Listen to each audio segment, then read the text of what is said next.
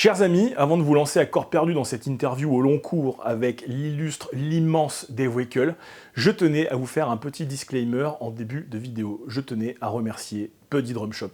Parce que sans Colin, Laetitia, Punky, Lucas, Damien qui a filé un coup de main, tout ça, ce serait pas possible. Il n'y aurait pas eu Thomas Lang, il n'y aurait pas eu la ride de Thomas Lang, il n'y aurait pas cette interview avec Dave WECKL, il n'y aurait pas d'extrait, il n'y aurait rien en fait. Donc un énorme merci, un énorme coup de chapeau à l'équipe de Buddy Drumcamp, qui est un magasin qui est à Toulouse, au cas où vous n'auriez pas encore saisi cette information. Si vous passez par là-bas, par pitié, faites un tour dans cette boutique. Elle n'est pas faite comme les autres, elle n'est pas gérée par des gens comme les autres. Ils se bougent un cul monstrueux pour faire des choses. Soutenez-les, aidez-les. Allez les voir, vous ne serez pas déçus, vous allez vous régaler, le magasin est incroyable. Donc merci à toute l'équipe de Buddy, et notamment à Colin et Laetitia qui étaient là et qui se sont levés un cul, j'ai rarement vu ça. Si vous voulez soutenir mon travail, il y a des liens qui sont en description, mais là vraiment c'est pas le plus important c'est Dave WECKL, donc je vous laisse avec Dave, le grand Dave.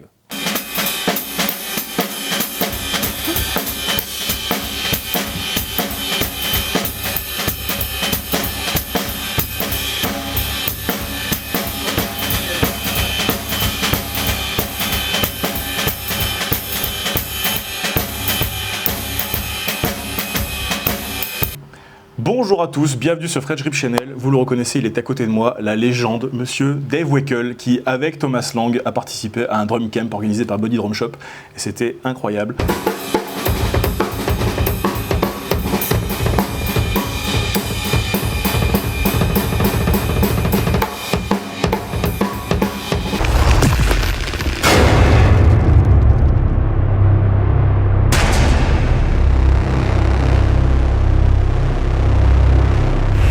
So, Dave. Yes, sir. How was the drum camp? Well, it is still going. Yeah. It's a lot of fun. It's always great to share information that interested people want to learn about. You know. And you're a very implicated teacher since many years now. You're the pedagogy is very important for you. Well, I've had a lot of time to analyze what's going on. You know what I mean? So it's I have a pretty comfortable way and feeling that I can convey what I know, which is of course all I can convey. I'm not the type of teacher that says, it's got to be this way. You know, it's a thing for me of I've learned from some great teachers and great players that I admire, and if people are coming to, for the most part, because they're fans, they've listened for a long time, and they want to know what's going on, and I've never had a problem to share any of that type of stuff. Yeah, of course, it's continuing. You're still an active player because you're on tour, but your teaching schedule is pretty full. Well, it is right now. I mean, it's a busy camp period this year with the Buddy Camp here first. I'm doing another one in Italy in a month or so, and then I have the Drum Fantasy Camp in August in the States, in LA. But yeah, I mean, besides that, and actually I'm doing a clinic tour in Italy as well next week for schools on a school circuit in Italy. But yeah, my main focus is still playing, of course, touring, recording. I've been doing a lot more mixing lately, which is something I enjoy to try to keep learning about as well and do. Yeah, so, but yeah, since COVID, I'm happy to say things have picked up quite a bit, and yeah, just trying to stay healthy and energized enough to keep it all going, you know.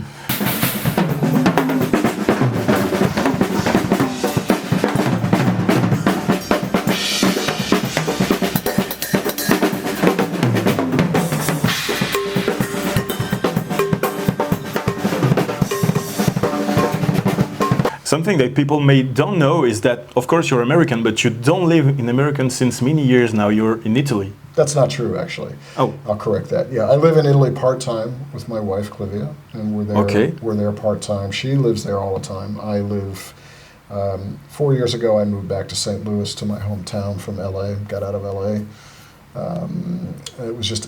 It made more economic sense. I could get a bigger place and build a bigger studio, which is really the in St. Louis. Yeah. Okay, so your producer activity is in the US. Most of my recording productions are done out of my studio in the bottom of my house in St. Louis. Yes. And you feel a little European now? I can't, you know, my ancestry is Austrian and Hungarian in that area, so I've always had a little bit of that feeling anyway. I've been touring worldwide since I was 20. I've been married to an Italian for almost 16 years, or with an Italian woman, so we've been, let's say I get a lot of Italian culture and European feeling, and it's something I enjoy a lot. Yeah. Okay, what's your current touring activity? You're most of the time the leader of the band. Yeah, leader, co-leader, or special guest. That, you know, I certainly don't have a problem being, you know, being considered what would be a side band, that, you know, to do gigs for whomever. But most of my stuff coming from an expressive playing place is either co-led, most recently with my great dear friend Tom Kennedy, who's a bass player that's also from St. Louis. That's an incredible musician, great writer. And a few years ago, we produced a couple of records and I decided that I would help him, you know, put a band together and tour together as co-leaders. So that's been busy over the last few years. You know, I'm still doing work, doing some more things with Osnoy this year. Again, we have a major tour scheduled with Bill Evans and Jimmy Earl on bass, who was the bass player in the electric band after John, and Steve Weingarten, who was my keyboard player in my band after Jay Oliver in the period after 2000. When was the switch when because you were known when you were younger to be the drummer of the Chick Corea electric band? You were great because of that, and then progressively you made the switch, becoming the leader of the band, and the Dave WECKL band appeared. So what was the... Well, the big switch was, you know, I mean, it was a thing where Chick and I mutually agreed that, you know, I was sort of frustrated because I just didn't have any time to grow besides being in the band. We were always touring or recording or doing something, and that went on for a number of years like that, 6 or 7 years, pretty heavy duty schedule, yeah, I just, as much as I loved, you know, being with Chick and playing in that band and that thing, I wanted to go study some more. I wanted to practice more. I wanted to get into a situation where I could, you know, expand and do other things musically. And so I sort of took the initiative to leave the band in '92, somewhere around there. And yeah, that's where I went. I mean, later we, you know, everybody remained friendly, and I was kind of the one that actually, back in 2015, I think it was, emailed everyone after I'd just gotten married with Clivia, and we were driving through the mountains of Italy and listening to some electric band stuff, and I was like, wow, this stuff is really great. Why are we not doing anything? And I emailed everybody immediately, as, you know, leading with Chick, of course. I said, hey man, let's play. Let's do some more stuff, you know. So that kind of revamped the later and last touring that we did with the band.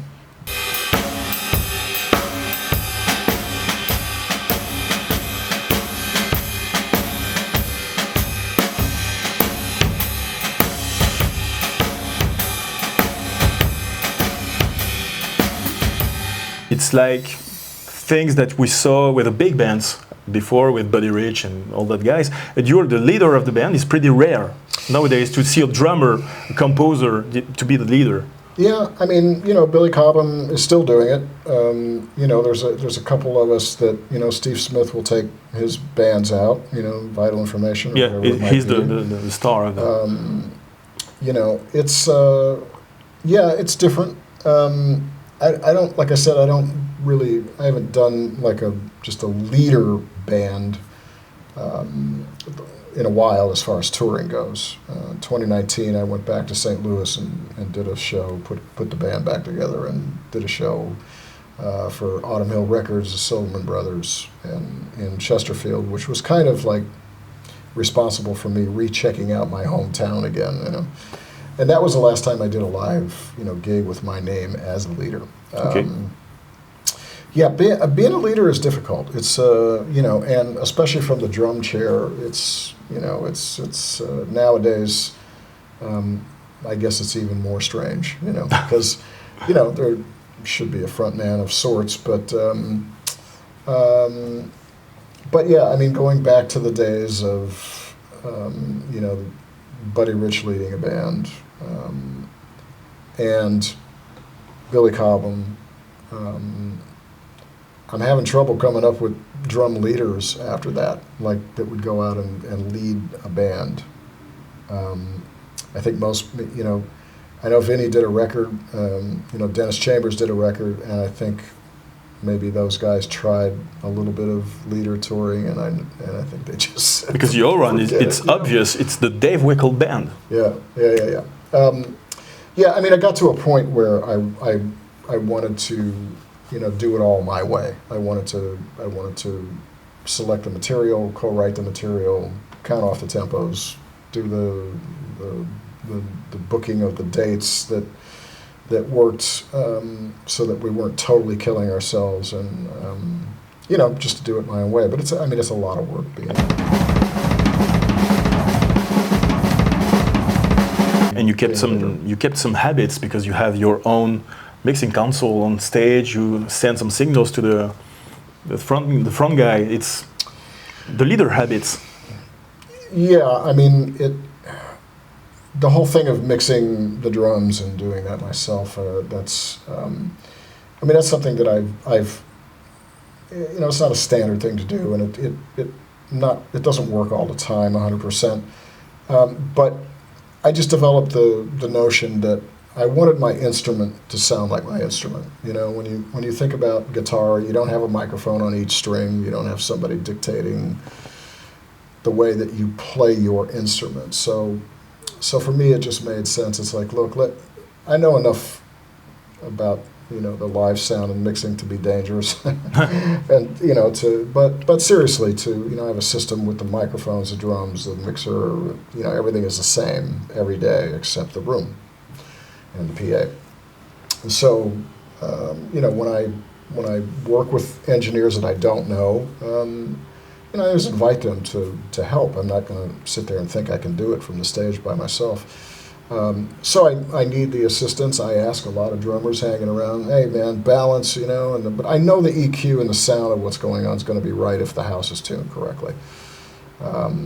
And especially if we carry our own engineers, they're more than willing to do that with me and take it from me. It's the only thing that becomes a little bit of a problem sometimes is, you know, you know, if all the drums are going out stereo, it's like, well, how much of the sub can you use, you know, because you don't necessarily want the whole drum kit going to a subwoofer. Our fix for that is that, you know, we don't like a heavy sub anyway, and I equalize the drums so that even though everything is going through there, the bass drum might be a little bit more heavy on the heavy side, and I'll high pass a lot of everything else, you know.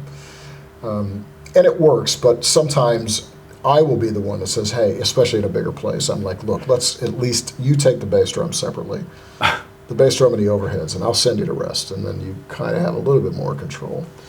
And sometimes the engineers just say, no, man, it works fine the way you are, you know. So maybe I've perpetuated my own engineer guys that travel with us to be a little bit lazy and not do it. But for the most part, I think it's more they just respect what I'm doing, and they're allowing me to control my dynamics of the sound. And of course, you know perfectly the material because you are with the brands that sponsor you since years, decades now. You're with Yamaha since maybe 2 decades, maybe more. Yeah, 42 years now. 42 years with Yamaha. Yeah. And how is it? Perfect, I imagine.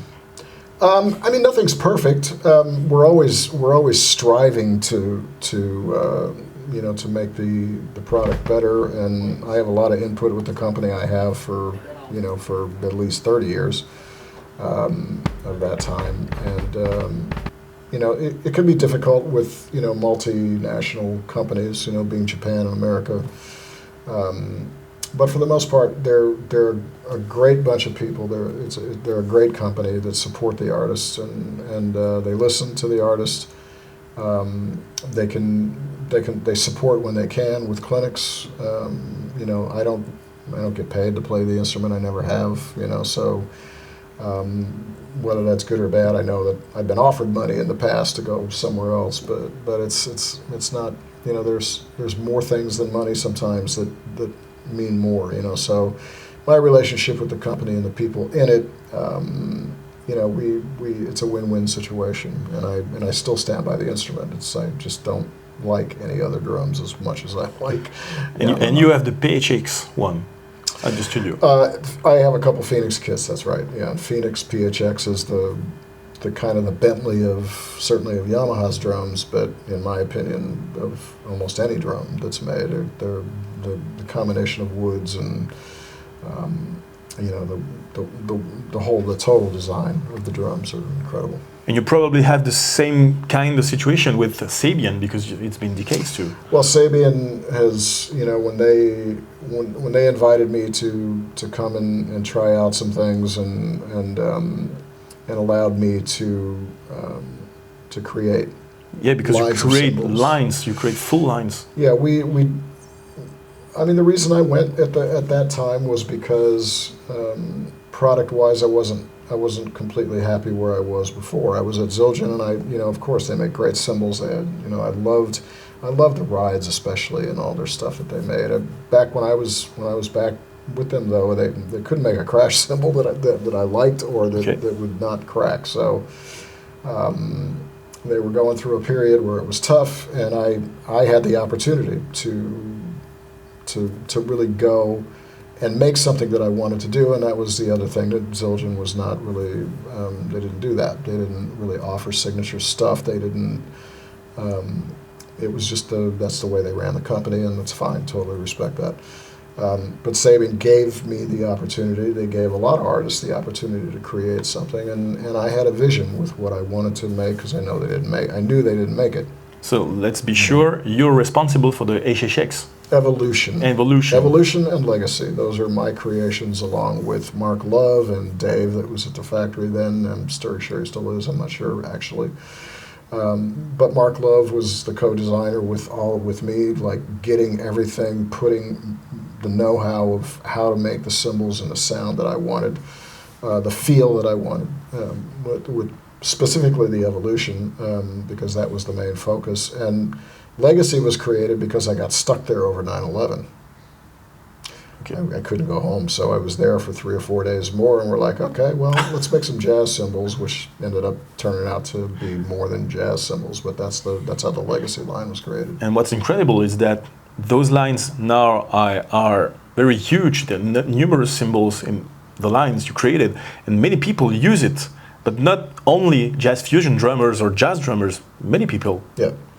Well, it was my thought, my idea to not plaster my name huge all over it. In fact, they wanted big logos. It's very tiny under the Legacy ones. You have to look for it. Yes. You have to look for it. I didn't want that, so I wanted the cymbals to speak for themselves, and I didn't want somebody that maybe didn't care for how I played or want my name anywhere near what they did. Understandable too, whatever, you know, it's not. It's the symbol that speaks for itself. So we downsized the logos. I insisted that it was classy, you know. But they were just great. They listened to, you know, ideas. They're willing to take chances. They weren't, you know, so hard-nosed in a tradition that, you know, was like, no, we don't do that. We're not going to do that. So, and that's, you know, ironically, you know, when I first would go to hear Steve Gadd and others, but mostly Gadd, back in the late 70s, early 80s, you know, he would 9 times out of 10, at least one or more of his cymbals were cracked, right? And they had a really cool sound. Okay. And I was trying to get Zildjian to like actually make a cracked cymbal or something that was you know, ozones messed up. Yeah. So the ozone became the design that sort of satisfied the strange, you know, like who makes holes in a cymbal, you know.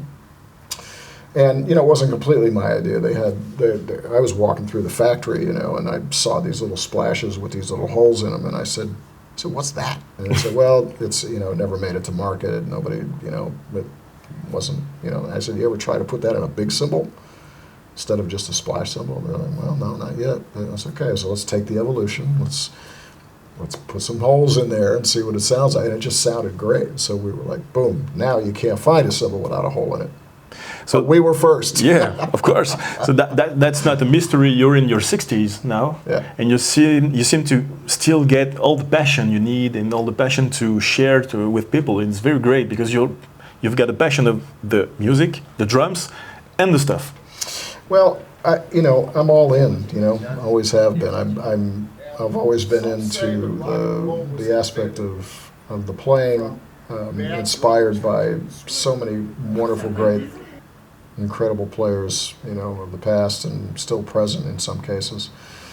And it was just, I was inspired. I aspired to be like them, to try to play as good as I could with that kind of reaction, you know, because the feeling that I got, the goosebumps, you know, when somebody did something or nothing, you know, it was just sometimes a space where it was just as creative as the content, you know. You know, that feeling that I got, it was like, wow, I just, you know, I want to do that. I want to figure out how to do that. So I was always attracted after my initial rock and roll, you know, ideas of what I wanted to play and copy. And I, you know, have to give my father credit because he was he was an amateur piano player, and he played Dixieland, so he had jazz in the house, and thank God he had these Pete Fountain records that had Jack Sperling on drums, and Jack Sperling was just an incredible drummer, you know, that taught me very fundamentally how to play swing. And then, you know, these are all questions that I never really got answered, like, you know, that you wish you asked your father before he passed, you know, or wish that he remembered, you know, like, Dad, why did you bring that Buddy Rich record home one day, you know?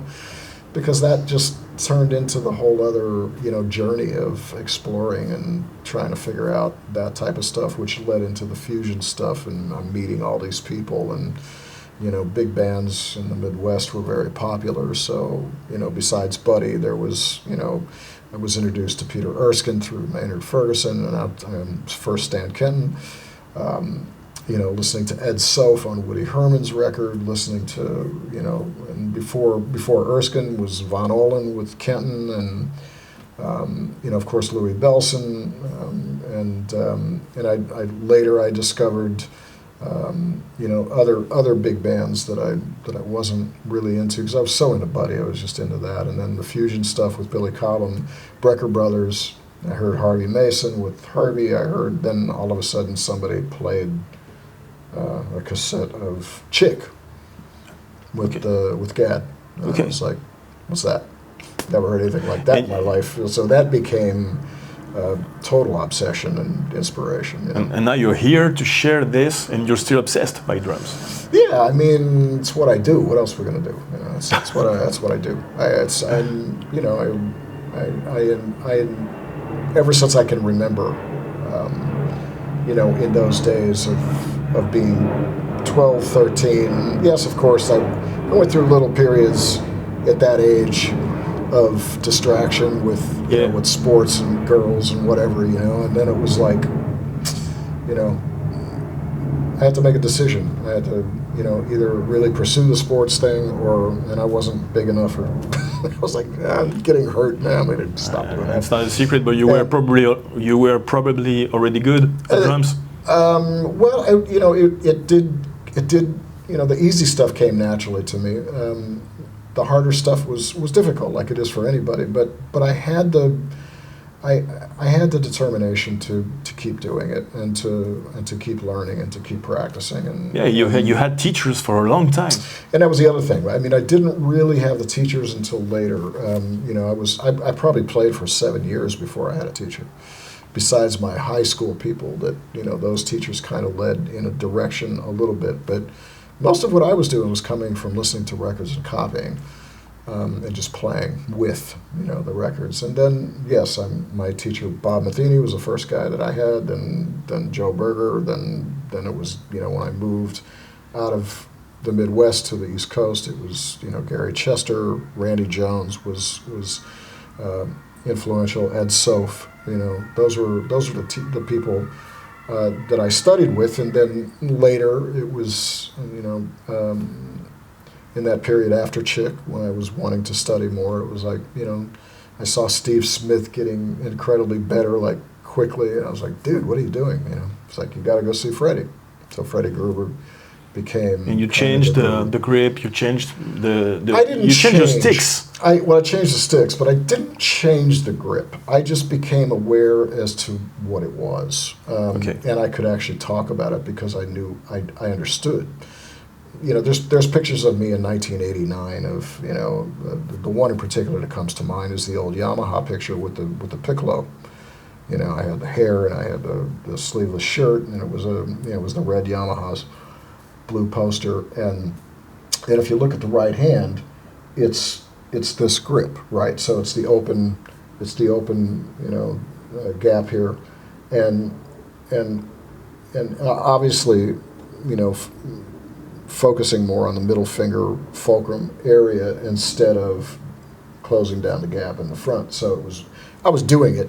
I just wasn't aware of when I wasn't doing it, and I wasn't aware of the difference. And then so that Freddie made that difference. He brought the awareness to what that difference was between middle finger thumb grip priority and front of the finger. Then he also introduced using more the back of the hand, the back three fingers, middle, ring, pinky, to actually use as more control. And as far as I'm concerned, it's allowing me to play how I want to play at this age.